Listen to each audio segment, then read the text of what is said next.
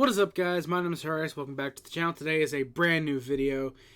Today, as you can tell by the title, we're doing the second month of the 365 days, 365 movies challenge, I guess you could say, that I proposed to myself last month. I'll talk about that in a second. However, firstly, we do have something to talk about in the hockey world. I apologize to those who are watching just for the movie stuff and don't know what's happening, but again, we'll get back to this in a second. Columbus Blue Jackets forward Johnny Gaudreau and his brother Matthew Gaudreau, of course, were hit by a drunk driver and both passed away. It's a tragic thing that's happened. I was up seeing the original tweet that was posted, waiting for hours for it to be confirmed, and it got confirmed the next morning. Yeah, I don't know what to say that everybody else hasn't already said. That dude was driving drunk, is a moron, he's a complete imbecile, and he probably should go to jail for a long time. It sucks that he's probably only going to get the maximum 10 years. Yeah, it completely shocked me that this happened. Ubers are readily available, people. Don't drink and drive. If you're going to drink, get an Uber. If you're driving, don't drink. Yeah. Matthew has a wife and who has a kid on the way as well. Johnny's got 2 young kids and I believe a wife or fiance, I believe he had. Yeah, I don't know what to say aside that everybody else hasn't already said. So all I'm going to say is the only thing in the description, the only link in the description for this video will be the GoFundMe. I was going to say fundraiser, but it's the GoFundMe for Matthew's wife and their pending child. Go donate if you can, please. That'd be really appreciated.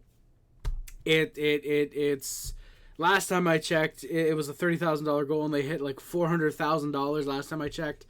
So yeah, any dollar will help them. Please go do that. Yeah, that's really all I can say. Is just link in the description for their GoFundMe. Please donate if you can. And yeah, so I think we can safely go to the main subject of this video now. So yeah, we're doing the 365 days, 365 movies. For those who don't know, didn't see the first video I did last month for July, funny enough. For those who didn't see that, I'll explain it really quickly. From my 22nd birthday to my 23rd birthday, over the 365 days, I want to watch what equates to a movie a day. I might have said a movie a day, but what equates to at least 365 movies over that span. Yeah, and that might have generated a little bit of confusion, because what I meant was that I want to do the equivalent of that. I don't want to do a straight one movie a day, just the equivalency of that 365 movies over 365 days. So yeah, I'm gonna stop blabbering on. We've got a lot of movies to talk about, so much so I have almost 2 pages of films that I watched in August, so we should get right into it. Yeah, if you check out, if you've seen any of these movies, let me know your thoughts on them in the description, in the comment section down below. And yeah, let's get right into it. On August 1st, me and my best friend, we watched Graduation Day. We watched this on The Last Drive-In with Joe Bob Briggs and Darcy the Mail Girl. Very, very fun movie. This is a movie about a guy who's killing off a group of graduating high school students on graduation day. It's very fun. I believe it's a trauma movie. I believe it is. This might be the trauma movie that we watched. I'm pretty sure it is. Very goofy. Very fun. Yeah, it's not really much to talk about. It's a very fun movie. So if you can laugh at a movie, if you can enjoy sort of horror comedies, this is a movie that is very well suited for you. I'm not going to say, there's certain movies I'm not going to say a whole lot about. There's certain movies I'm going to say a lot about, potentially. Hopefully not, because I don't want this movie to be over 3 hours long. Jesus, video, not movie. It would turn into a movie that's 3 hours long. But yeah, Graduation Day, we watched that on the 1st. On the 2nd of August, we then watched Norbert. Actually, I lied. This one was me and myself. These next 2 movies were just me. Norbert from 2007. What do I say about Norbert? It's a bad movie. Who would have thought? No, but this movie's about a guy named Norbert, who is an orphan. He was abandoned by his real parents. He gets taken in by an Asian dude, also played by Eddie Murphy. Actually, not that bad in that role. I think he's actually kind of funny. And he ends up going out, marrying this big fat black woman, also played by Eddie Murphy. Yes, he has a triple role in this film. Call it an art film, if you will. And yeah, it's... I hesitate to call it a comedy because I really didn't laugh that much. Terry Crews, I thought was good. I was going to say Eddie Griffin, but I don't think that's Eddie Griffin as one of the pimps. I forget who it is. Again, Eddie Murphy as the old Asian man, Mr. Wong. I think his name is Mr. Wong. He was actually kind of alright. I respect him. He has the versatility to play the characters. It's not funny. I like Eddie Murphy. I'm saying the movie's not funny. What they gave Eddie Murphy in this movie was not funny. He can be very, very funny. Norbert just wasn't good. I don't know what else to say. Norbert wasn't a good movie. I don't recommend it. It wasn't even a movie where I could laugh at how bad it was. It was just a movie where I was like sitting there. I almost fell asleep during the movie. Yeah, and it's not even the abundance of fat jokes. I love fat jokes. But this movie just did not give any that was like, you could see them coming a mile away. It wasn't like where you can see them coming, but they're still kind of funny. It's just not a good movie. Norbert, just avoid at all costs, please. And then the next movie that I watched is one that I do actually own on DVD. And I hate that I own it, but I own it because it was like $1.25 at a pawn shop, and I figured, hey, look, I've never seen this movie on DVD. I've never seen it in a store. Why not? Let's pick it up. And I finally sat down and watched it for the first time in 13 years. I think it was 2011 when I saw this. I saw parts of it, and that is the 41-year-old virgin who knocked up Sarah Marshall and felt super bad about it. This is, of course, a parody of all those Judd Apatow, I don't want to say sex comedies, because I don't want to demean the 40-year-old virgin and Superbad, because those are actually funny movies. But the Judd Apatow raunchy comedy, I think raunchy is the right word for it, raunchy sort of sex comedy. Yeah, of course, 40-year-old virgin, forgetting Sarah Marshall, knocked up and Superbad. The title's great. The title is actually really great. To combine all the Judd Apatow films, that's really creative. It sucks that the rest of the film isn't. Oh, yeah. I just... This movie was so fucking strange. Like, it's supposed to be a comedy. It's a spoof movie. It's like a spoof movie. It's like your disaster movies, your epic movies, your date movies. On one hand, it's worse than those films. But at the same time, I almost admire the film. Because it knows it's bad. It knows that it's a dumb, stupid parody that they're making to try and make a quick buck off of the Judd Apatow films. But at the same time, they seemed like they were having fun. And that's about the biggest compliment I can give this movie. They looked like they were having fun filming it. It's mainly a parody of the 40-year-old virgin. So, of course, it's got a guy. I think his name is actually Andy, I think, as well. Yeah, so Andy. I remember some of the jokes, but I don't remember, like, the overall plot, I don't think. But, yeah, it stars a guy who plays Andy. I've seen him in a couple other things. Brian Callen. Not that good, but he gets cast because he's cheap. Yeah, Andy, it's the plot of 40-Year-Old Virgin, except the friends are now Jonah Hill and Michael Cera lookalikes, sort of. It's funny. The Michael Cera guy sounds like Michael Cera. The Jonah Hill guy more or less just looks like Jonah Hill, but Michael Cera guy doesn't look like Michael Cera, and the Jonah Hill guy doesn't sound like Jonah Hill, so I think that was kind of funny. They only got one aspect actually right about those guys. Yeah, yeah, of course, McLovin, the McLovin parody, McAnal Lovin is who he is in this movie. I can't believe I actually said that. He gets hooked up with cops, like, super bad. Like, I think, like, forgetting Sarah Marshall, I think that's where the fucking traveling to Hawaii thing comes in. Knocked up is because there's a, I don't even want to explain it. There's a scene where Andy's supposed to, he gets on a date with this one girl, brings her home, He's nervous. He doesn't want to have sex. There's a Benjamin Button parody because one of the roommates is a black dude who's suffering from Benjamin Button disease. He's an old man at first, and of course he's like a little kid at the end. And like, because at this point in the movie he's like supposed to be like a 16-year-old, which, oh my god, that actually had so many more fucking implications. Oh god, that, oh, okay, maybe this deserves a full-on review. Holy fuck. But he ends up fucking the girl who still thinks that it's Andy. And yeah, this is a bad movie. Holy shit. I'm recounting it now. It's really bad. And the girl thinks that Andy is the fucking one who impregnated her. Yeah, it's a bad movie. Maybe I'll review that. It might be an easy target, but holy shit. It needs to... Yeah. Alright, let's just move on before I blow a gasket. Alright. So on the 4th, back to watching movies with me and my best friend. We actually watched an overrated movie, and that is The Terminator. Don't hate me. It was just really boring. I like the concept, of course. I think most people know this movie. So, of course, there's the Terminator, played by Arnold Schwarzenegger, who's sent back in time to kill Sarah Connor. There's another Terminator who's sent back to protect Sarah Connor. And, cue about an hour and a half of walking around and, like, 2 action scenes.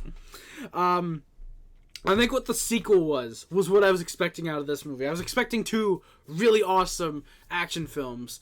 But the first movie, which, by the way, this is my first time seeing Terminator and Terminator 2. Spoiler for the next film. But Terminator, it was alright. I thought Arnold actually was pretty okay. I think, what's her name? Sarah Hamilton. Sarah Hamilton? No, Sarah Connor. Linda Hamilton. I think Linda Hamilton was pretty good, too. The dude who plays the good Terminator in this, he was alright, too. Wasn't that great of a movie. I thought it was okay. Maybe on a rewatch, because I know what to expect from it. Maybe I'd like it more, but for the first time watching it, I just wasn't crazy about it. The first Terminator, not that good. However, on the 5th, Terminator 2. This is an action movie. This is one of the best action films ever made, if not potentially the best action movie. I still think First Blood's slightly better, but that's just because I really like the monologue at the end, and I really like Sylvester Stallone. But yeah, Terminator 2. This is a phenomenal action film right here. This is a great movie in general. So in this movie, after the events of the first movie, Sarah Connor is now in like a mental institution. And there's another Terminator who looks like the bad Terminator from the first movie, also played by Arnold Schwarzenegger, who's sent back in time to protect John Connor, who's Sarah's son. And there's a bad Terminator played by Robert Patrick who's sent back in time to kill John and Sarah Connor. I think both of them. Or I think it's John at first, then he goes to Sarah, something like that. And Arnold has to protect both of them, break Sarah out of the mental institution, and prevent Judgment Day from happening, courtesy of Skynet, which... I will say, there's something that happens about an hour and a half into the movie, maybe an hour 45, that kind of turns the movie, and it's like, it goes from like, okay, this is good, but when does it like get really good? It's a really good film, but it turns into a fantastic film because of the kind of, where Sarah's hiding in the bushes, and what happens after that, like, I think you guys know. Those of you who've seen the movie, I'm trying not to spoil these movies, because I'm trying to make them sound interesting for those who want to see it, which I did a horrible job of 41-Year-Old Virgin if I was trying to make anybody see that movie.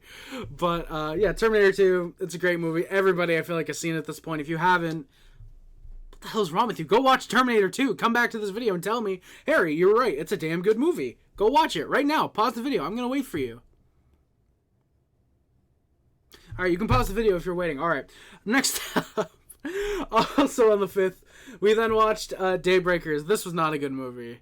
This is a movie. These next 2 movies are movies that we watched for Movie Talk, which apparently isn't ever going to happen again. No, it'll happen again. Don't worry. That'll come back. We're just not taking a break. We just, all of us can't get our schedules intact and come together for filming that show. So we'll do it eventually.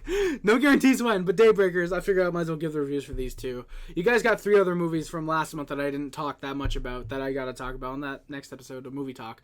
But Daybreakers, it's a 2010 sci-fi horror film. It's about these how vampires have taken over life on Earth. There's the humans are very much like outnumbered, like 100 to 1 or like 1,000 to 1, something like that. It's vampires basically taking over Earth. Everything transforms into vampire life. So instead of food, all they do is they drink blood. And there's a blood shortage, and Ethan Hawke's character is trying to find a cure for the blood shortage, while also trying to figure out how to potentially turn vampires into humans so they don't have to die because of the lack of blood. He's also a vampire. He meets Willem Dafoe, who's fucking fantastic in this movie. He's probably the best part of this movie. But, yeah, and I just realized I didn't pull out the next movie that I'm talking about, so I'll grab that once I pause this for a second. But yeah, Daybreakers, wasn't that good. I thought the ending was alright. I think the little ending action sequence they had was kind of okay. It just wasn't a good movie. This doesn't have anything to do with the movie being good or bad, but Ethan Hawke looks really young in this movie. Like, he looks like early 90s Ethan Hawke. Like the first of the Before movies. I forget which one it is. I think it's Before Midnight. Yeah, Before Midnight. He looks like Before Midnight era Ethan Hawke with the same, like, the beard, the little goatee. He looks like mid-90s Ethan Hawke, despite this movie being filmed, I think, in 2008, 2009. So that's a little weird. But yeah, the movie just wasn't really that interesting aside from Willem Dafoe. The plot's, like, it's a really good plot. It's just not good in execution. It's very slow. It's kind of... it tries to be brooding at points. There's too many, like, jump scares. There's not enough atmosphere, which for a vampire film, you gotta go for atmosphere over jump scares. That's what's really gonna sell it for people, at least, like, for myself. There's certain genres of films or certain genres of horror where you can have the jump scares and kind of make sense. Ghost movies, for example, because they're so intangible, you can kind of make your own rules. But with vampires, like, okay, you can have them, like, turn a corner and boom, right there, But, like, you need the atmosphere to actually make it scary. But yeah, Daybreakers wasn't scary. It wasn't really interesting in the science of what they did. But yeah, so Daybreakers, I wouldn't recommend it. It's not even so bad it's good. If you really do want to watch it if you're an Ethan Hawke fan or you're a Willem Dafoe fan, because they're good in this movie. The rest of the cast, no, not really. The writing felt really goofy. There were certain lines where it was like, really, this isn't a comedy. Why? Like, it's just not a good movie. Daybreakers, I just realized we're already at 17 minutes in. Oh my god, I gotta try and hurry this up. Daybreakers, not a good movie. We're moving on. All right, and for the next film, I really hope I got that perfectly or near perfectly. The next movie that I watched is one that I do own on DVD. The next two actually are ones I own on DVD. But I ended up watching for the first time ever, which I know I'm a hockey fan. You've only seen this for the first time? Yeah. Miracle. Miracle, I've only watched this for the first time last month. Did I say that I watched this for the first time enough? I don't think I have. It was okay. I think that it was... Kurt Russell, of course, I should say, right off the bat, was fantastic in this. He was really good. For those who don't know, this is the movie about the 1980 Miracle on Ice, the U.S. and the Soviets. Soviets were dominating hockey because they're genetically superior to the Americans. Yeah, this story about the one time the U.S. got lucky and actually beat them. It was okay. Yeah, Kurt Russell, very, very good in this. I thought he portrayed... I can't remember the coach. Herb Brooks. He portrayed Herb Brooks pretty well. The rest of the guys, even the guys who are just the players, they were good. They were good in this. Probably not a movie I'd watch over and over again. It's a movie that you watch once, at least for me. You're like, yeah, that's what I expected from a movie like this. I think Mystery Alaska is a better hockey movie. Personally, I'd watch that over this. I'd watch Goon over Miracle, which. The word goon having a different meaning in 2024 than it did in 2011, kind of funny.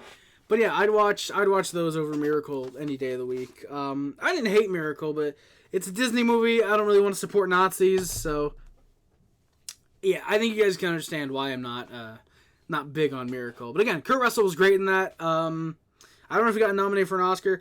I think he should have gotten nominated. If he wasn't, definitely shouldn't have won that year. But a nomination to at least, hey, you had a good performance, Kurt. Your first one in, like, 2 years. Because, like, every couple years, he has a great performance. 3,000 Miles to Graceland, shout out.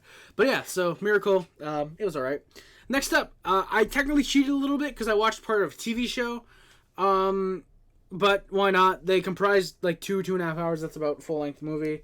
I watched some of Kenny vs. Spenny. This is season 1 on DVD. It's what I did watch for the most part. I watched 1, 2, 3, 4, 5, 6, 7 episodes. Wait, no, 1, 2, 3, 4, 5, 6, 7. Yeah, 7 episodes.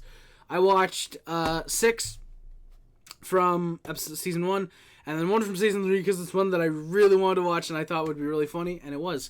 So I watched the pilot episode, which was Who Can Gain the Most Weight, which I think actually is on here. I think it is. Also, I just realized this DVD has their film pitch, where they're trying to pitch a movie. I gotta watch that eventually. I might watch that this month or next month. I've got like 10 months before I stop doing these videos, so yeah, maybe I'll watch it sometime then. But yeah, I watched the pilot, Who Can Gain Most Weight, and then the 12th episode of the season, Who Can Lose the Most Weight, because that's how YouTube had it. They messed up the order on the DVD. It's in the proper order. But yeah, Who Can Gain the Most Weight was pretty funny, seeing their different ways of going about it. The 12th episode, Who Can Lose the Most Weight, was also pretty funny. Seeing Kenny doing all these elaborate, not surgeries, but these, doing like, getting the water sucked out of him, getting like his fingernails clipped, his eyelash taken out, stuff like that. That was really funny in comparison to Spenny just trying to work out to lose weight. Then I watched the first episode, Who Can Stay Blindfolded the Longest, which was really, really funny. The way that Kenny fucks with Spenny in that episode was really, really funny. Then the second one, Who Can Put on the Best Concert. That one was really funny as well. Seeing Kenny being incredibly smart with what he does and how he sabotages Spenny, incredibly funny. Episode 3 was a little mini comp of like mini competitions. That one was pretty fun. That one was solid. The 4th episode, Who Can Stay Awake the Longest. That one was also pretty good. And then I decided to go and watch season 3, episode 8, which was Who Can Produce More Semen, because I had seen clips of that, I think, in the YMS episode, and I was like, this looks fucking hilarious. I gotta watch this. And it was a fucking hilarious episode. The only thing I'm going to say about that episode, because I don't want to spoil it, it's a genuinely really hilarious episode. All I'm going to say is, he fucking radiated me. So, yeah. If you're a fan of sort of gross out stuff, if you're a fan of like Jackass, stuff like that, check out Kenny vs. Spenny. Genuinely hilarious show. I gotta watch more of it. I watched those episodes, and I haven't watched it since for some reason. I think it's because I know the series has ended and there's no real chance of it coming back, unfortunately. I want to take my time with it. It's almost like the Oasis albums. I only listened to Definitely Maybe and What's the Story of Morning Glory for like a year and a half before I even touched Be Here Now and Standing on the Shoulder of Giants and all that stuff. Which, by the way, Oasis reunited. Hell yeah, let's go. All right. Next up, on the 8th, we watched Train to Busan, which was a fantastic zombie movie. This was genuinely really, really, really awesome. So this movie stars a guy who's very busy at work. His mother takes care of his daughter at their house, and the daughter wants to go back and live with their mother. Wants to go to Busan, I think, to see her mother. And so the father reluctantly agrees. And the next day, they end up getting on the train. However, there's an infected on board, and yeah, throughout the train ride, things get more fucking chaotic and insane. Fantastic movie. I can't recommend this enough. I haven't seen the sequel yet. I think there's a sequel. It's a great movie. The ending, like 15-20 minutes, they get to you. It's an incredible film. Great story. It makes you care for the characters. There's a couple of them that I actually really wanted to see make it out that don't, unfortunately. Sort of spoilers, but like, come on. It's a zombie movie. You know characters are going to die, obviously. Duh.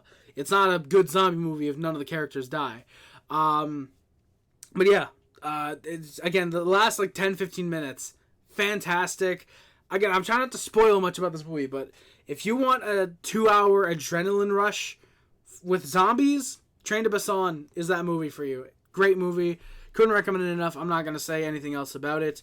We're going to move on to the next movie, which was another zombie movie on the 9th of August, and it wasn't that good. It was 28 Weeks Later. Yeah, what everybody says about this movie is true. The first, 7 minutes that Danny Boyle directed, fantastic. The rest of the movie, when that Juan Carlos Fresnadillo picks over. Wait, no, that can't be right. Fresnadillo.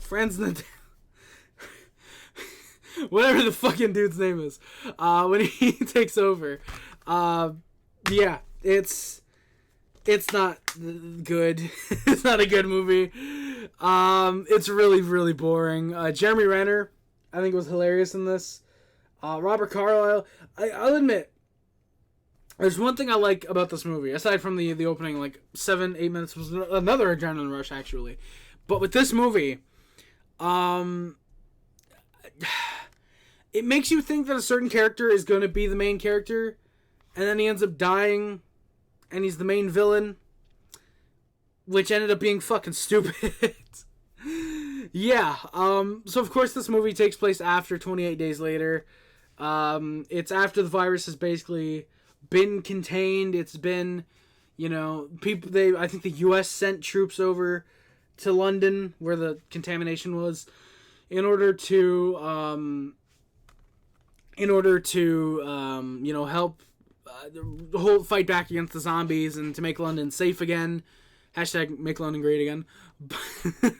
No, but they make London safe again. They start allowing people back in, and of course, there's an infected. There's two children, whose mother was infected.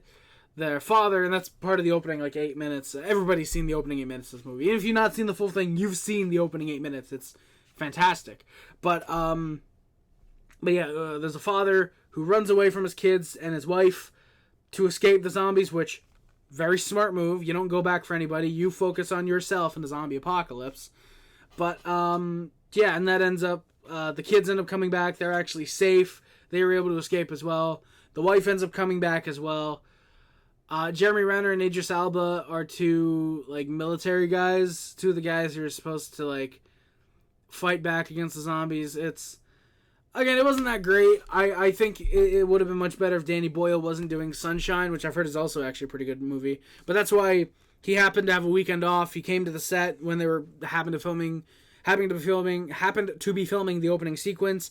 He took over directing duties for that weekend, which is why the first 7 minutes are great and the rest isn't. But yeah, I'm hoping that the 28 years later sequels, I hope they're good, because Danny Boyle is back directing. Thankfully, they didn't get Franz Dildo back. But yeah, Cillian Murphy, he's back. I think, is it Rose Bryan? I forget if it's Rose Bryan. Or no, Imogen Poots, I think. It was Imogen Poots who's wants to reprise her role from this movie, which, God, no, don't bring anyone back from weeks later. I mean, she was fine, but, don't fucking remind us of that movie. Remind us of the good one, But, 20 weeks later, I wasn't a fan of it, and, yeah. I'm going to try and rush on a little bit, because we've still got a lot of movies to talk about, so, yeah. Then next up on that day, I watched Plankton the movie. I watched the leak that came out. It wasn't good. Next up on the 10th, we watched... Wait, that's not right. Okay, no, seriously, a Plankton movie, it wasn't good. It was just meh. It was on par with Saving Bikini Bottom, the Sandy Cheek story, which I also watched. Not this month. I watched that when that leak came out, last year. It wasn't good. Just Plankton movie had potential. I love Plankton. I think he's a really funny character in SpongeBob. It just didn't work out. And then here is where we get the infamous, well, for my family, infamous, but what I'm about to tell you, the infamous flood. The flood of 2024. So there was the storms that were happening in Florida, and it trickled into parts of Canada, Eastern Canada, Toronto, I know got some, or Ontario, I should say. Quebec got some, our area did, and our power went out. And what we ended up doing is I went upstairs, we talked to my dad, we played cards or whatever, and he went to bed. And I wasn't tired yet, so I ended up watching a movie, and so I ended up watching Cars. Why Cars? It was the only movie that was on my parents' computer, because we have a younger family member who comes over and he watches Cars on the computer and before he goes to bed. So yeah, I watched Cars. It's okay. I mean, I like it because I watched it a lot when I was 5, 6, 7 years old. I loved this movie as a kid.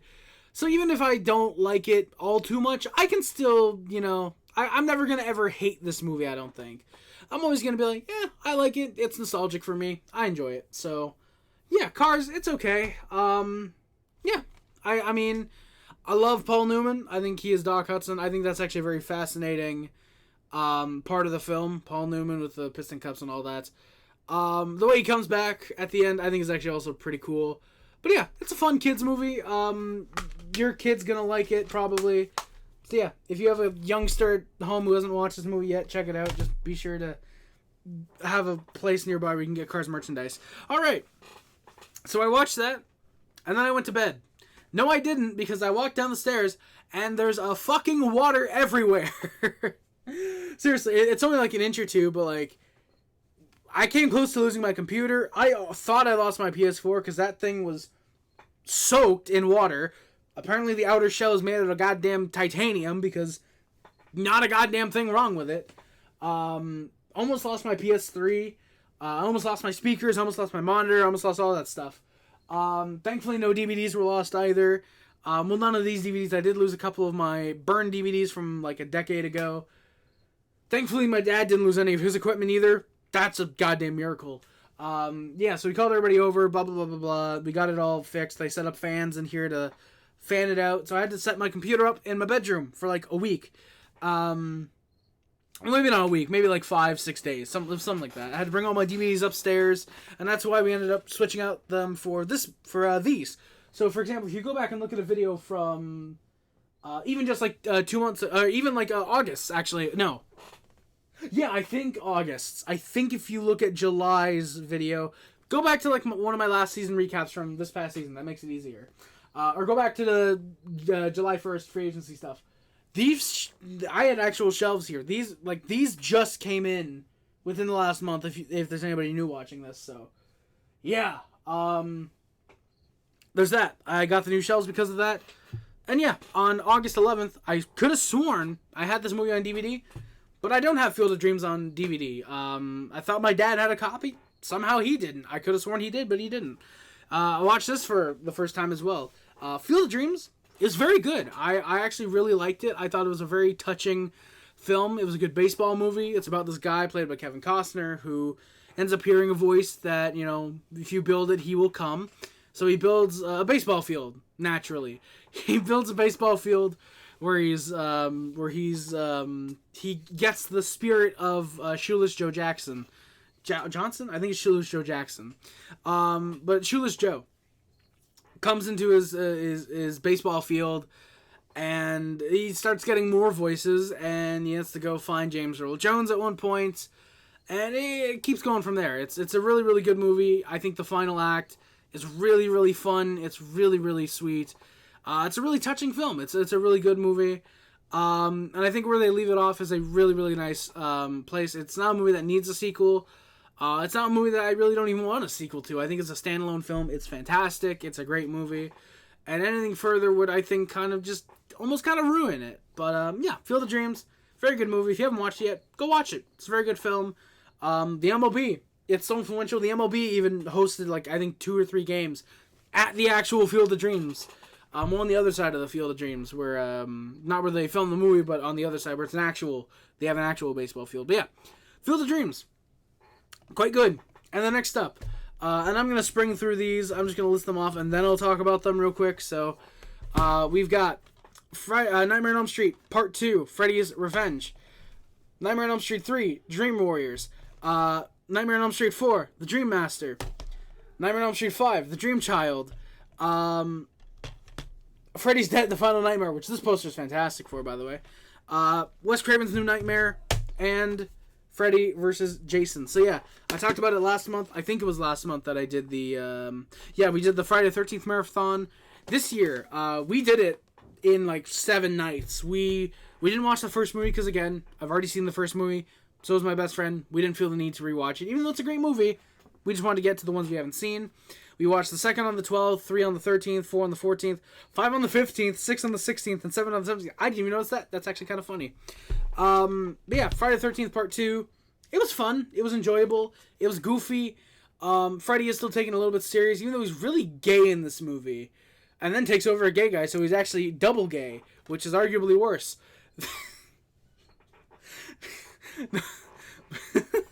Seriously though, this movie, it was fun. It was good. I didn't care for it. I didn't want to care for it the first time I watched. Not the first time I watched it. I didn't care for the first like 15 minutes. The stuff with the bus, because I'd seen that. But once it got into the stuff I hadn't seen, it was actually quite good. It was very fun. But again, pretty gay though. Part 3, Dream Warriors. I believe this is the one that takes place in the mental. The fuck is a mental institution? I believe so. Yeah. This one was really good. I really like Dream Warriors. It's probably, if I were to rank them just off the first 3, 1, 3, 2, easy. Dream Warriors, such a good movie. Legitimate, good cast of characters to root for, and it's just a really fun Freddy movie. It slowly starts to turn him into the goofball that he would become, but he is still a little bit serious, and he's still quite solid, is Freddy Krueger. And then, Part 4, yeah, Part 3 was the institution, because I remember. Part 4, The Dream Master. I just realized, that's kind of funny. I have 1, 2, 4, and 7, and then Freddy, but not 3 or 5 or 6. I should work on that. But yeah, Part 4, Dream Master, another fun one. Freddy's kind of fully comedic at this point, at least with his one-liners and the way he kills people. It was still fun. I still enjoyed it. It just wasn't up to par with Part 3, but it was still good. I still liked Part 4. And then you get into Part 5, which is The Dream Child, which wasn't that good. It was kind of whatever, really, unfortunately. I wanted to like this movie. I liked the concept of Freddy invading the dreams of a baby who's inside a woman still while she's pregnant. That's a really cool concept. Just didn't really do much with it, unfortunately. Yeah, and then Freddy's Dead, everybody agrees. This is easily the worst one. Freddy's Dead is really bad. Yeah, Freddy's Dead just wasn't good. Anybody who's seen the movie knows it's not good. If you want to know why, look up other people's reviews, because my voice is starting to get sore. I gotta try and hurry this up a little bit. So yeah, Freddy's Dead wasn't that good. And then, of course, Wes Craven's New Nightmare, which I wanted to like so bad. I really wanted to like it. I love the idea of, or no, I think that one's in Freddy's Dead. Yeah, the concept of the town that doesn't have children anymore because they don't want to bring back Freddy. But it's got fucking Roseanne and Tom Arnold there. It's not a good movie. But yeah, Wes Craven's New Nightmare. I love the concept of this movie. I love the idea that they need to make a new Freddy movie because Freddy is about to be released into real life, and Freddy's trying to take over Heather Langenkamp's son, and I love the idea. It just sucks that this wasn't Scream. And I don't mean like that it wasn't a Scream movie. No, it sucks that this wasn't what Scream became. Fantastic, witty, horror comedy. This movie went for the full-on horror, though. And I think that would have been good had it actually been scary. They changed Freddy's look, which... Come on. Wes Craven even admitted that was a mistake. They gave him a goddamn green hat instead of a fucking brown hat. It just wasn't that good, unfortunately. I wanted to like it. The first act was so good. The first act started off great. And then it just went downhill, and... Yeah, no, it wasn't good. And then, to wrap up the Freddy and Jason films, finally, Freddy vs. Jason. I've had this movie, 12 years, 13 years? I've had it a long time. This is the first movie that I bought of either Freddy or Jason's. It was this, then it was the original, and then it was a mix of all of them. But yeah, Freddy vs. Jason. It was okay. I mean, I wanted a lot more fighting than what we got, because I think it was just like the last 20 minutes. I didn't like that revolve. It basically was turned into a Halloween film. It's ironic. They brought Freddy and Jason together, and they made it a Michael Myers film. So basically, Freddy is about to be forgotten by everybody on Elm Street, so he employs Jason to go over and kill just a couple kids. You know, make them think it's Freddy, so his memory's brought back, so he can then invade their dreams. And yeah, Jason then goes on a fucking rampage and kills almost every fucking kid in Elm Street. So Freddy gets pissed at him, and they end up fighting. They've got a conflict out of it, and they've got to solve it. Unfortunately, it's not the original ending where Pinhead gets involved, but the ending is still quite solid. Yeah, the fighting was actually really good in this movie. Some of the kills were cool. They went back to Friday, I think part 3 or 4, with the bed that, folds the dude in half. Yeah, try doing this to a girl. See if fucking... Yeah. But yeah, Freddy vs. Jason, it was alright. It wasn't great. It was alright, though. If you wanted Freddy and Jason fighting, you gotta wait until the last, 20 minutes, though.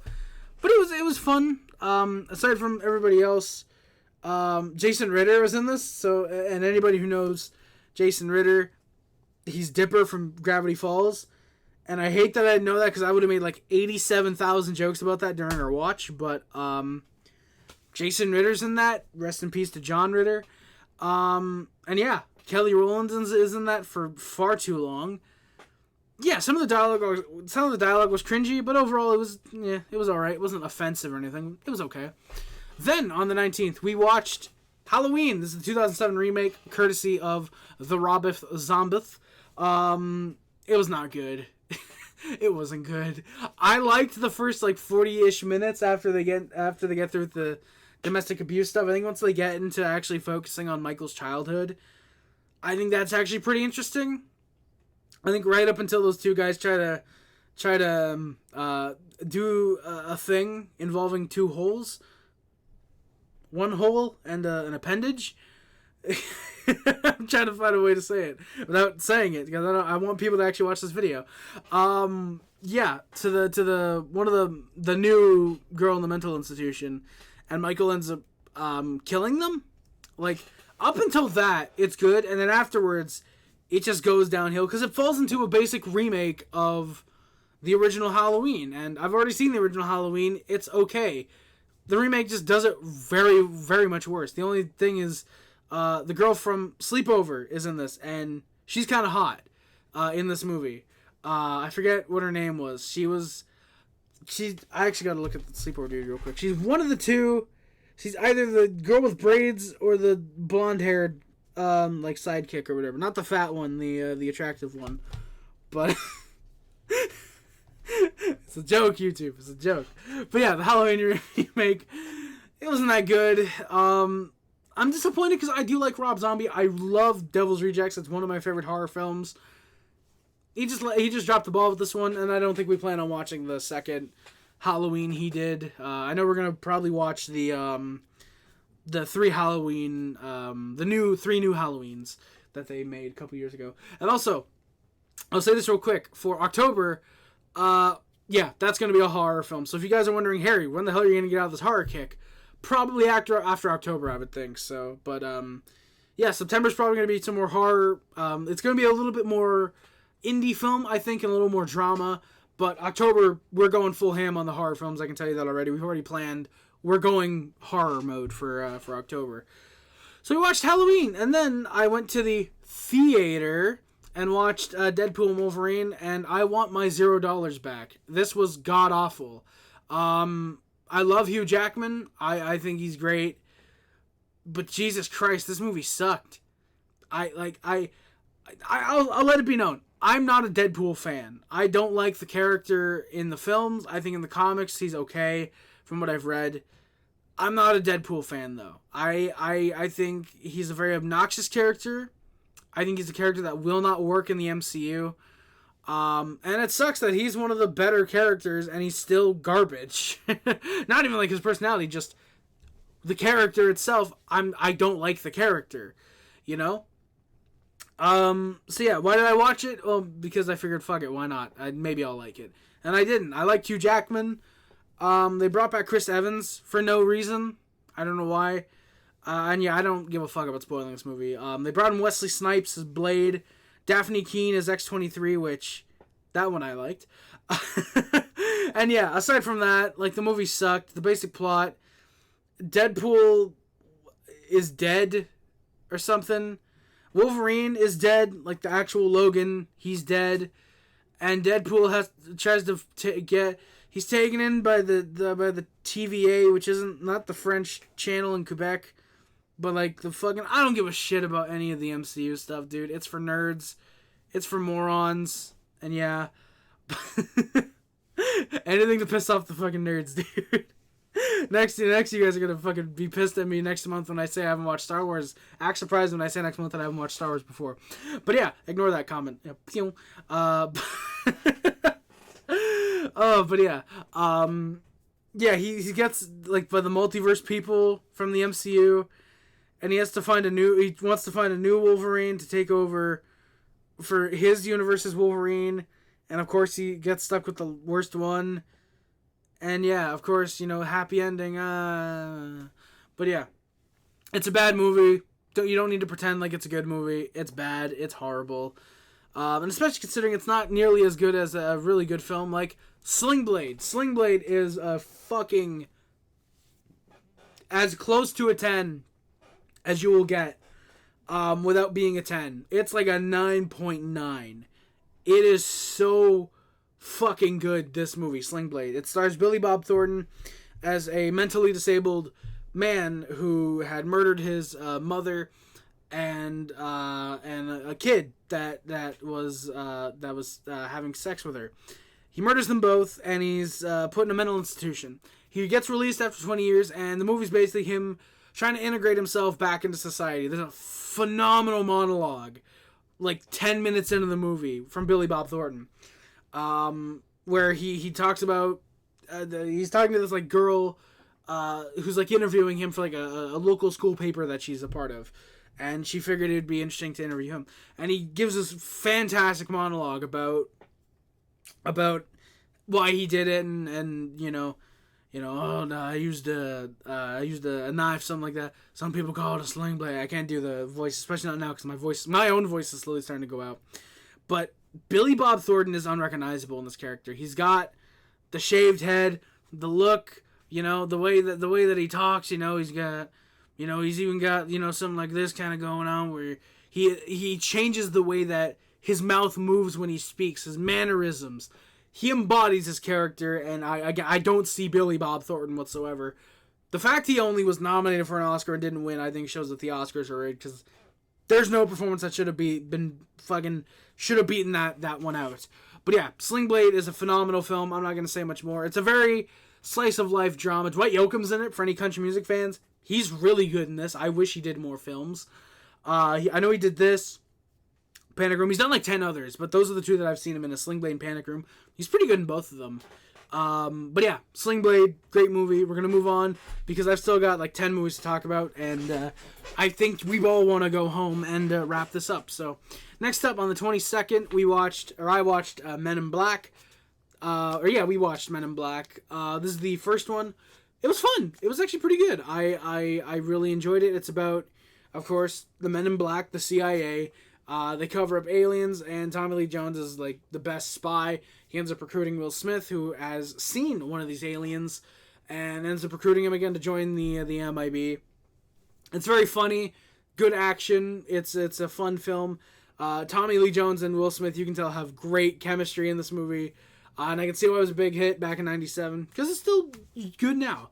The CGI maybe isn't that good, but you know what? It's a cheesy comedy action film. It's still fun. I enjoy it.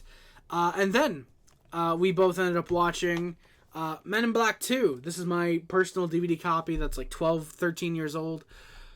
Yeah, this one, the roles are kind of reversed. Will Smith's the expert spy. Tommy Lee Jones has had his memory erased, and Will Smith has to recruit him now and bring him back into the world of the MIB to prevent something from happening. I know the first movie, it's preventing Orion's belt or something from exploding at midnight. The second movie, it's that fucking girl who's like an alien model or something, trying to prevent like her from, I forget if it's blowing up the world or what exactly it is. I also always remembered the disc arts, more specifically the first disc from when I was a little kid for the fucking red bird thing. Like, I always assumed, like, all these, like, alien things, they're, like, all in the movie for a long time. And the only one is really Frank. Frank the Pug, who, by the way, love Frank the Pug. Fantastic. Cute little motherfucker. Yeah, and then, of course, we wrapped it up by watching the third of 3 MIB films. We don't acknowledge that one. Men in Black 3. This one was... It was okay. I mean, it's definitely the worst of the three. I think it was okay, though. It's got the dude from Your Honor, that Michael Stahlberg. I thought he was actually really funny in this. But yeah, the basic plot of this movie is that Kay gets killed. And so Will Smith goes back in time to young Kay, played by Josh Brolin. And, yeah, Jay goes back in time for young Kay to try and prevent him from dying. And there's this fucking British alien dude who's trying to kill him. I bought this on Blu-ray because it was like $3. And it was worth it, I guess. No, again, it's not a great movie. It was okay. I turned my brain off. It was whatever. If I definitely had to rank them, I would probably go 2, 1, 3, just because 2 has Johnny Knoxville, and I love Johnny Knoxville, and also it came out in the best year of humanity's existence, 2002. Why is that? Because I was born, obviously. No, 2002 was actually a really good year for movies. Like 1 Hour Photo, Insomnia, Robin Williams Live on Broadway. Just those 3 alone could make up a Oscar-winning season. But yeah, you know, legitimately, 2002 was a really good year for movies. I was about to pull that movie up. That's not the next movie I watched. On the 24th, we then watched Monster Brawl from 2011. It's basically a wrestling monster film. It's basically a tournament of these horror monsters just fighting in the wrestling ring and showing their backstories. It was okay. It was fun. It was enjoyable. Not a film that I think I'd go back and watch really anytime soon, but you know what? Hey, it's one of those films where you can turn your brain off and watch it. You might have fun. You'll have a lot more fun if you're a wrestling fan and you watch this movie. It's ridiculous, but it's also kind of fun. Also, I will say, instead of Monster Brawl, they should have called it the tagline, Fight of the Living Dead. I completely get why they probably couldn't, though. So, yeah. Then on the 25th, we watched a superhero movie, which... Oh, God. Just wasn't good. It wasn't a good movie. Firstly, Drake Bell's in it. I like Drake Bell. I think he's a good actor. He's just not someone that I want to see in a movie like this. Of course, as you can tell by the cover, it's a parody. The cover, at least, is a parody of Scary Movie 3's poster. Hell, it even has the same exact tagline font, you know? And yeah, so he's basically the superhero called the Dragonfly. And, by the way, I should mention, the main problem with this poster, it doesn't display the main villain, who is Shooter fucking McGavin. Pamela Anderson's in the movie for like 20 seconds. This Wolverine dude's in the movie for like 20 seconds. Simon Rex, who's Johnny Reed. No, not Johnny Reed, that's the musician. Johnny Flame. Flame on. Flame on. He's... that was really gay, I'm sorry. He's in the movie for like a minute and a half. Regina Hall's in the movie for like a minute and a half. Kenan Thompson's in the movie for like a minute and a half. Leslie Nelson's in the movie for like 30 fucking minutes. They don't show Christopher McDonald, who's the main villain of the movie. They don't show Drake Bell's grandmother, which I kind of get, but like, you're going for the Spider-Man parody. See, like, that's the thing as well. Is all these movies. That's what they named them. This one you could have named Dragonfly. The Dragonfly or something. And just advertise it as a comedy. An action superhero comedy. You didn't need to have the X-Men and Fantastic Four and all that bullshit. You didn't need to have that in there. This movie was 99% Spider-Man parody, and it was godly unfunny. I know, it's like, oh, Harry, what did you expect from a movie that's a fucking parody in the mid to late 2000s? Something! All it did was just tell you the plot of Spider-Man, try to be funny and fail. That's really all it went for. And it sucked. This and 41-Year-Old Virgin are two movies that I could easily do reviews on if this movie weren't such an easy target. Like, literally, all I have to do is show you, like, 2 clips from the movie, and you guys understand, like, oh, yeah, this is bad. Yeah, no, I get that. Yeah, it's not a movie where I hate it so much that my blood boils. It's just a movie that I hate it because I'm disappointed that it got made. You ever have one of those, you watch a movie like this, and you're like, wow, millions of dollars were spent on this film. Wow. That's me with this movie. Incredibly disappointed. Superhero movie. Yeah, it sucked. I watched it as a kid. I watched it when I was like 7 or 8 or something like that. And I thought it was really funny at the time. I thought it was really fun. And I knew by the time I was like 14, like, yeah, no, this movie, no. And yeah, it wasn't funny. It wasn't good. It was really bad. So we're going to move on. I've talked enough about the superhero movie. Fuck this movie. However, a movie that I do not want to fuck, probably because it'd get me 15 to 20. That was a fucking great segue. We're talking Sleepover. Now, I hold this movie up, and immediately half of my audience is going, Harry, why the fuck did you watch this? And the other half is going, hey, I remember that movie.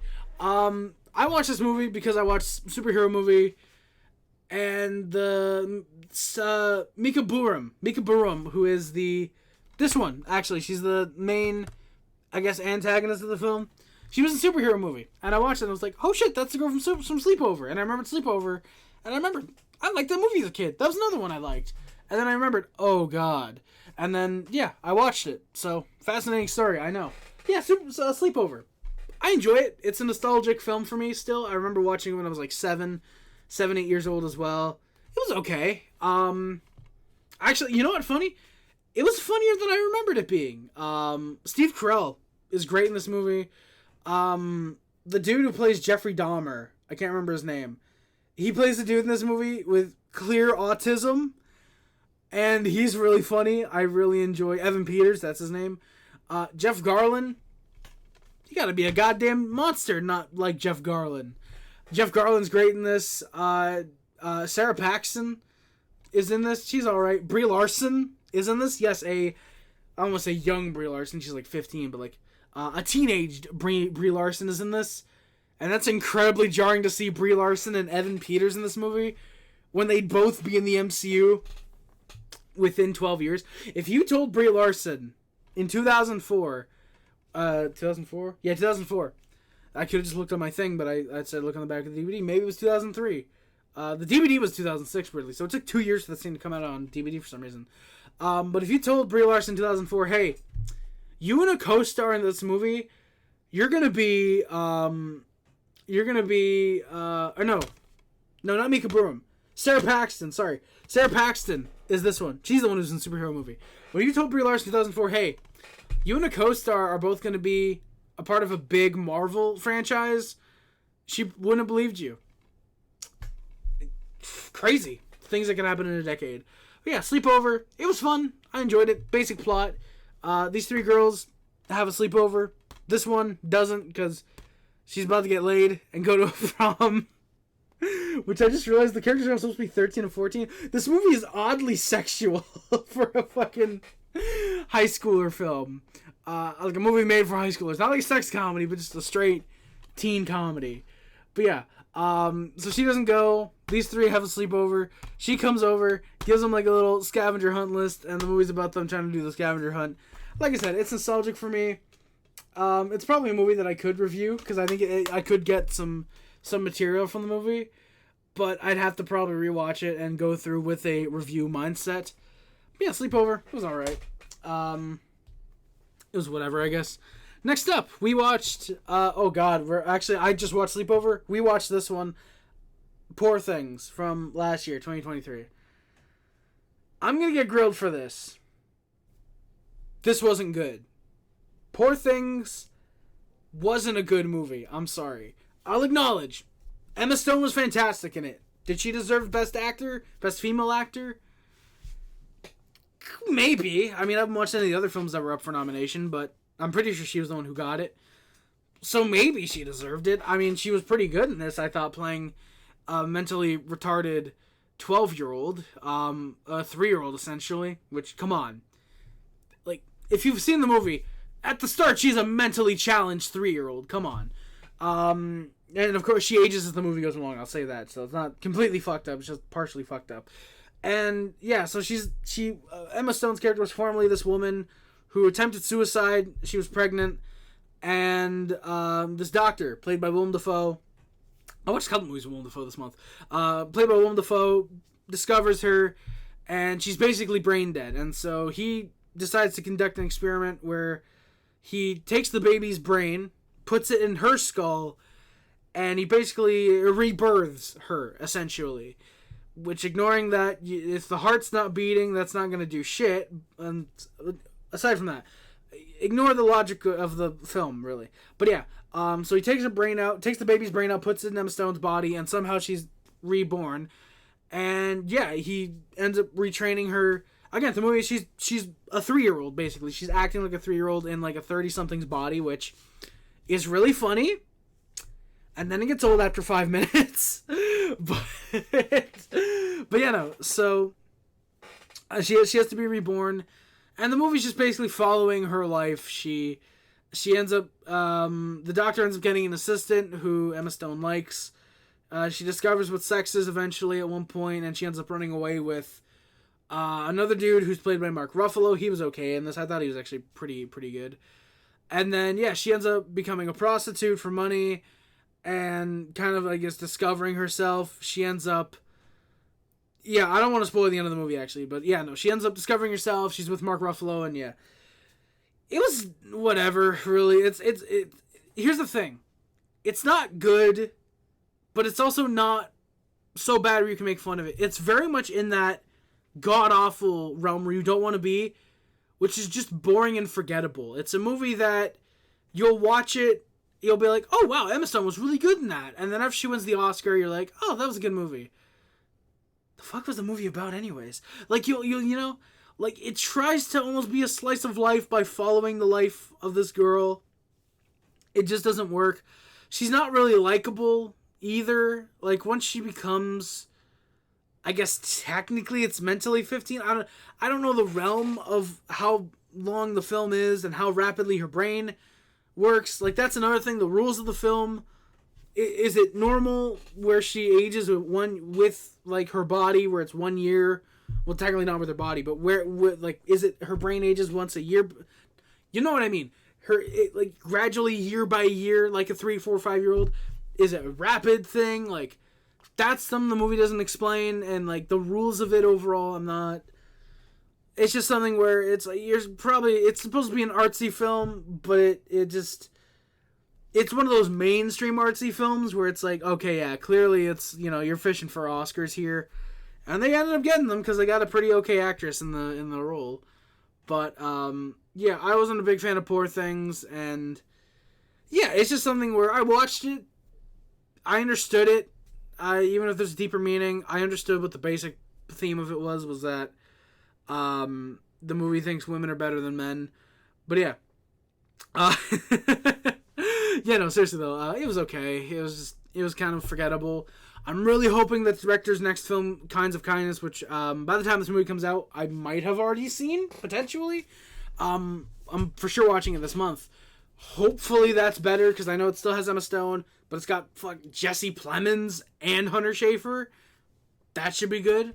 Yeah, and then, yeah, so hopefully that movie's a lot better. Hopefully, because he doesn't have to drag out one plot for like 4 hours.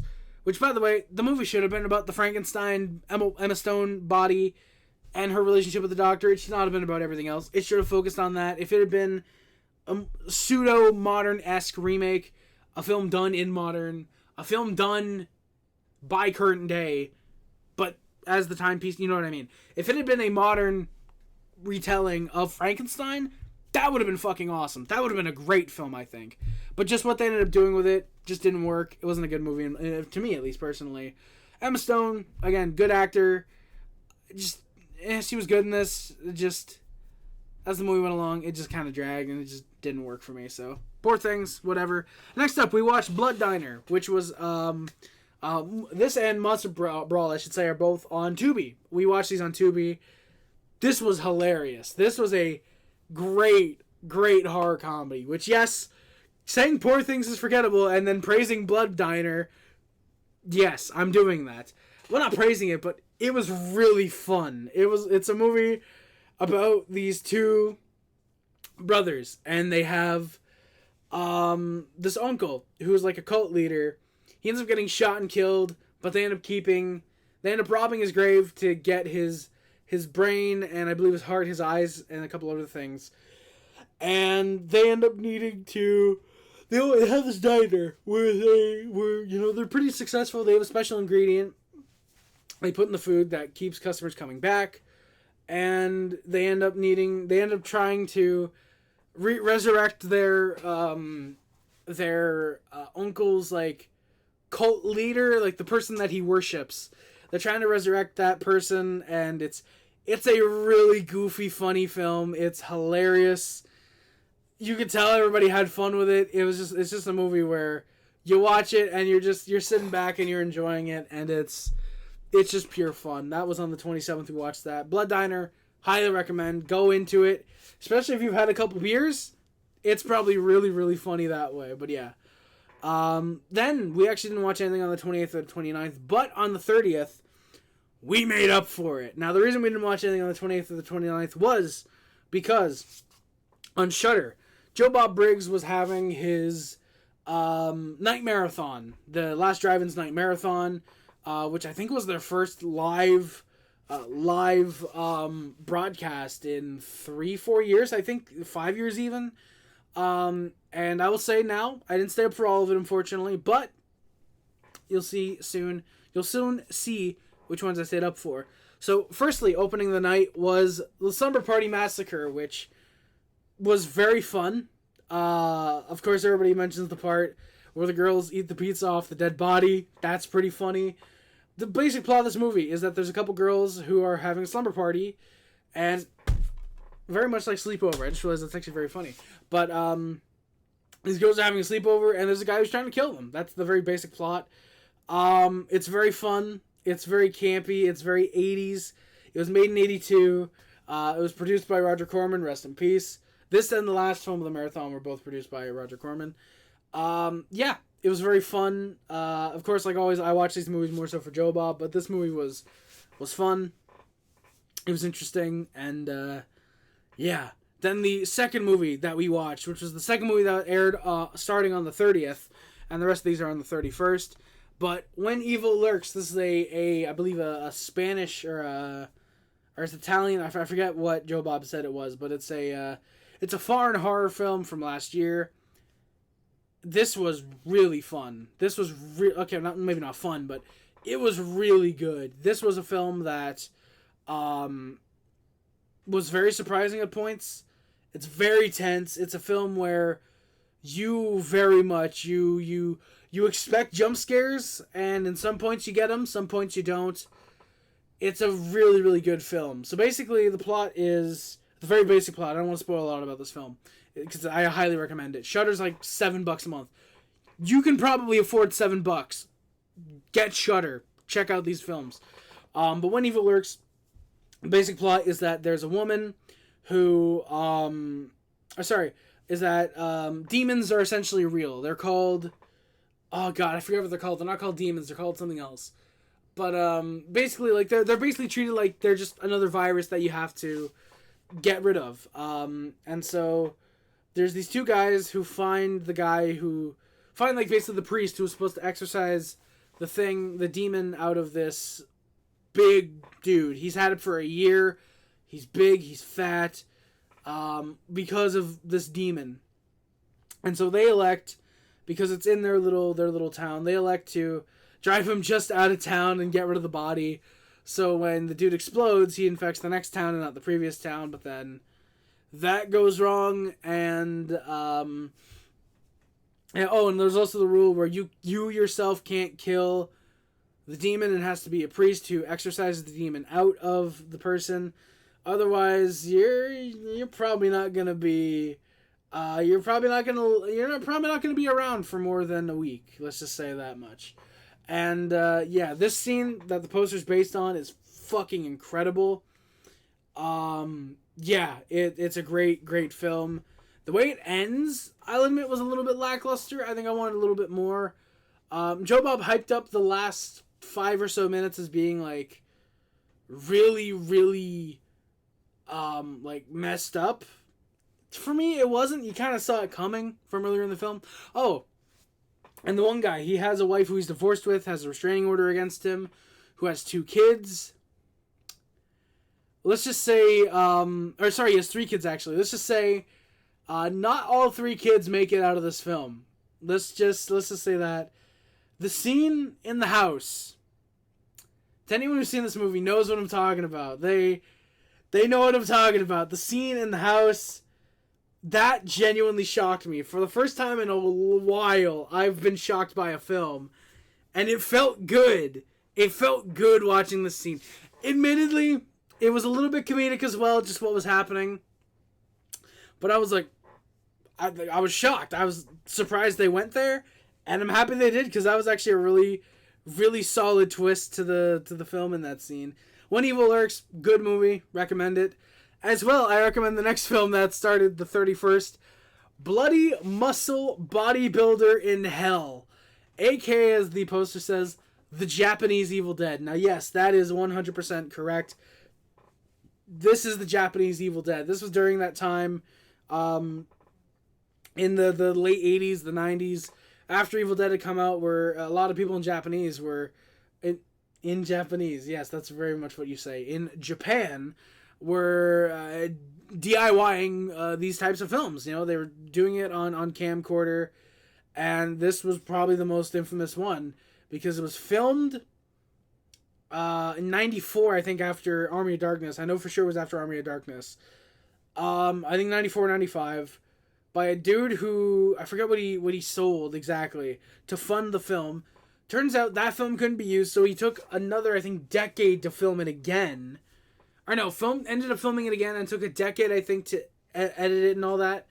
And then it only ended up coming out in 2011, officially, which is insane. Very inspiring. This dude took 20 years to complete his film. He wanted to complete it, and it took him that long, but he ended up doing it. That's very inspiring.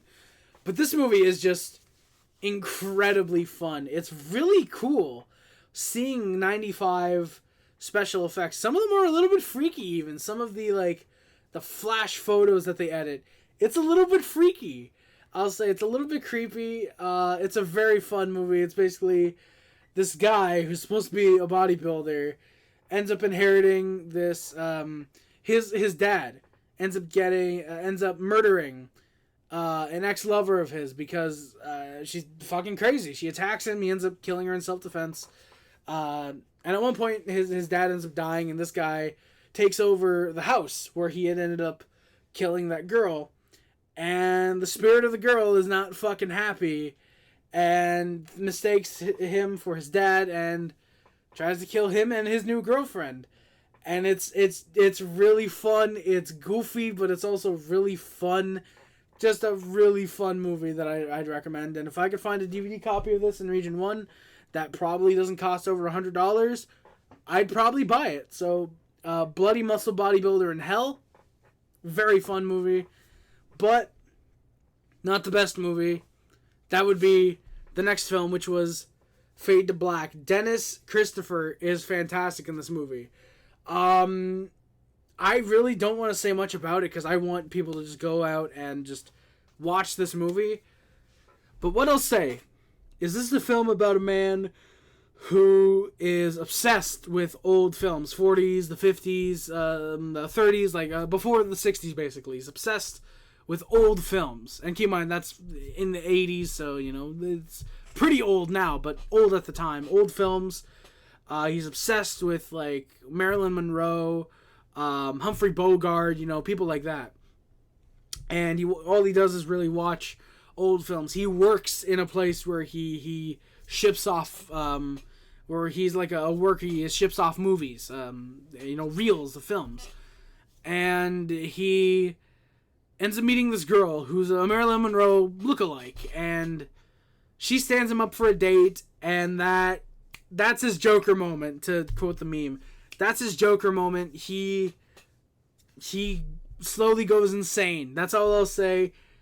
It is genuinely a really good movie. I really enjoyed this. Couldn't recommend it enough. Definitely think everybody out there should check this out. Please do so, because this is a very good film. I'm not going to say much about it at all. I'm not going to spoil it. And the the fifth of 6 films that aired that night was Stephen King's Children of the Corn. Children of the Corno, if you will. This is another movie with Linda Hamilton, actually. I watched 3 with her this month. That's kind of fun. Or last month. But Children of the Corn. Very much carried by the actor who plays Isaac. I wish I remembered his name. It was okay. I mean, of the 5 that I watched, it probably was the weakest. If I had to rank the movies I watched, Fade to Black, When Evil Lurks, I have to put When Evil Lurks second. It was really good. Bloody Muscle Bodybuilder in Hell, Slumber Party Massacre, and then Children of the Corn. Isaac's actor was pretty good. Overall, it's kind of boring, honestly. I mean, I'm happy that I watched it. I'm happy that I got it over with. I was able to watch it. It was just really boring. Basically it's about these kids who kill everybody in the small town. The kids all take over. There's nobody else in the town besides kids. They kill all the adults. They kill everybody else. And these two tourists, one of them played by Linda Hamilton, they end up coming into the small town because they're trying to get somewhere, I forget where. And they end up getting trapped by these kids. They think they accidentally hit a kid, so they're trying to find a way to like dump the body off basically and get on their way. And yeah, it was okay. I mean, could have been a hell of a lot better. But it was okay, I think. And then I'm including this one because I watched the first 10 minutes, but I didn't watch all of it. I'm making that note now. I'm putting it here because it was the final movie of the marathon. By the way, I should mention, at this point, by the way, on the 30th, I had to be up at like 10 a.m. because I had to go do something. It was an early appointment I had for something. And then night marathon was that night. So I'd been up for 22 hours by the time Galaxy of Terror started. So I think you guys can understand why I ended up going to bed at that stage. You know, I still haven't watched this yet. I'm waiting for my best friend because she watched the first 2 movies with me and then she ended up falling asleep. I watched the next 3 and then I fell asleep. So, yeah. Galaxy of Terror. From what I've seen, looked like it might have been interesting, but I'm hoping it's good.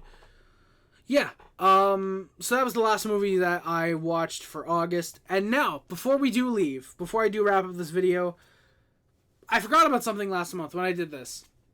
The counter. Duh. I'm doing 365 and 365. You gotta have a counter, of course. So last month, I ended up watching 31 movies, which is funny. 31 days in July. I started on the 8th, so I literally went movie per day. I watched 31 out of 365 by the end of July. By the end of August, if I correctly counted, which I don't think I counted Galaxy of Terror, we are now at 67 of 365. So we're still 5 movies above, I guess if you will, MPD, which is movie per day. So we're at 67 out of what would be 60. Actually, no, we're actually way above because July only had like 25 days that I was actually doing this. So yeah, we're at 12 movies, something like that, above MPD. So, like I said, we're currently at 67 of 365. Hoping that this month for September, we can get into that 80-90 range. I'd be really impressed if we can get to 100, but I don't think I'm going to be watching 100 movies this month, especially considering there's already been one day that I did skip. But you know what? Hey, we'll see. That was the first of the month. We're on a three day streak. Oh God. But yeah. So an hour 20 minutes into the movie or the video. This is essentially almost a movie at this point. That's gonna do it for today's video, guys. Thank you all again so much for watching. Please do not forget to like, comment, subscribe, favorite, share, and everything, which includes, but is not limited to, YouTube, Facebook, Twitter, Instagram, Tumblr, and everything else. My name is Sir Rice. Subscribe to the Puff Club, the Hage Club, Subbub, and the Nation. If you remember the Mod Squad, thank you for my constant streams and our videos is much greatly appreciated. Again, guys, the only link in the description. Donate to the Matthew Goudreau. Donate to the Matthew Goudreau GoFundMe.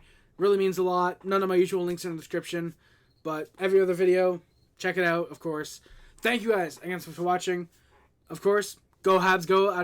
No matter how go Adam Morales, no matter how bad we were last year, how good we'll be like this year. Go Habs, go. Thank you guys again for watching. My name's Race again, and I am out.